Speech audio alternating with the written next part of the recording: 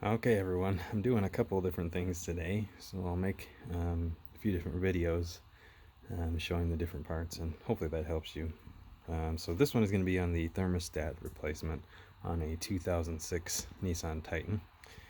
You can see I've already started on some of the work here, but if you're only doing the thermostat, here's what you're going to need to do.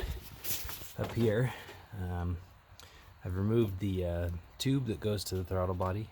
There's just a couple clamps, worm clamps on that. Put a towel in the throttle body itself so nothing drops in there, no rocks or garbage or whatever.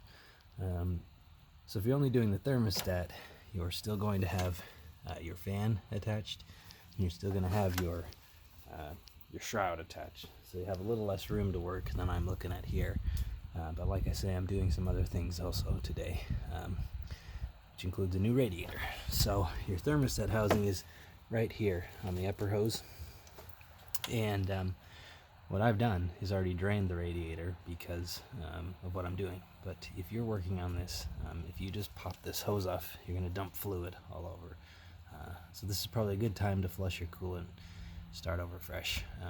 So at the bottom on the passenger side, there's a little turn knob. You can see it, it's white down there, right there. That will drain your coolant for you nice and easy. And at that point, you're going to take off this hose here.